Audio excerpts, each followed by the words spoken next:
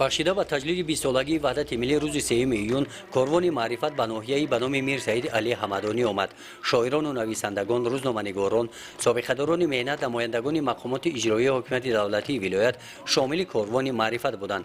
در درآمدگاه ناحیه آنها را جوانان با رقص و سرود صمیمانه استقبال گرفتند. از اینجا کاروان معرفت عبارت از گروه‌های کاری برای اشتراک در چاره‌بینی‌های معرفتی و اطلاعاتی و فرهنگی به جماعت‌های دهات سفر نمودند. در جماعت دهات دشت گلا گروه کاری شاهد نمایش هنرهای مردمی گشتند. شغل ساکنان این جماعت دهات اساساً دهقانی می باشد. زنان و دخترانش باشند هنرمند هستند. در هنر کدبانوگی و دیگر هنرهای مردمی در ناحیه پیشرفت می باشند. با دکان هنرمندی با استفاده از رشته‌های گوناگون رنگ انا همین گونه شعرآسای زیبا را این زنان می بافند. در این جماعت دهات هنر قدیمی تاجیکان گلیم بافی از نو احیا می گردد.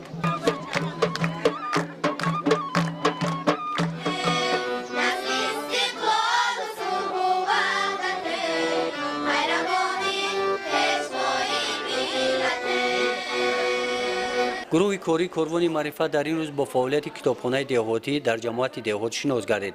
در این کتابخانه از تاریخ گذشته و امروزی جماعت دهات دشت گلا رسم و موادهای اطلاعاتی جمع آورده شدند.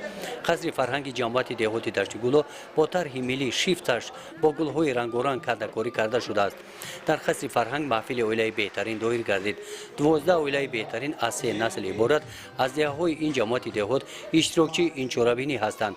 آنها از روزگار حیات اولیوی خود نزد جوانان برآمد نموده با سوالهای آنها جواب دادند.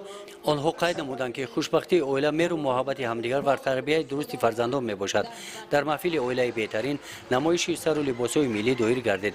این لباسها محصول کارهای طراح از همین جماعت دهات بلخمار سلیم آمد می باشند. از جانب گروه کاری کاروان معرفت بهای بلند گرفتند. آزمون طرز درست پیچانیدن کودک نوزاد و نگاهبینی آن از جانب اشتراکچیان با مهارت بلند اجرا کرده شد. در این جماعت دهات برای تربیت کودکان مؤسسه‌های تحصیلات تا مکتبی فعالیت می‌نمایند. در این مؤسسه‌ها برای انکشاف کودکان همه شرایط‌ها مهیا می‌باشند.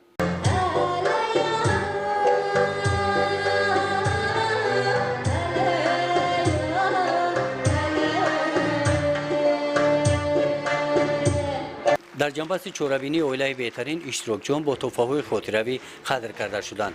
در دایره چوربینی ها بخشیده به کاروان معرفت واخوری مادران با سربازان در یکی از قسم‌های نظامی ناحیه دایر گردید. این گروه مادران با دسترخوان و دستاویز نزد سربازان آمدند. با آنها صحبت و واخوری نموده با شرایط‌های خدمت آنها شناس گردیدند. همین گونه چوربینی ها در همه جماعت های دهات دایر کرده شدند.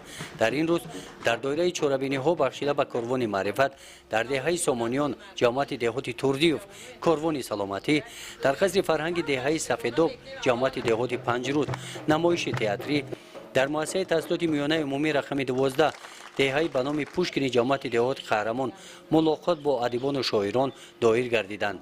نصف روزی همان روز در تالار مجلس‌های مقامات اجرایی حکومت دولتی ناحیه به نام میر سعید علی حمدانی گروه‌های کاری جمع آمده نتیجه کار خود را جنبست نمودند. گزارش خواجه نظریف خدای نظر ظهورов از ناحیه به نام میر سعید علی حمدانی برای برنامه اطلاعاتی نوید.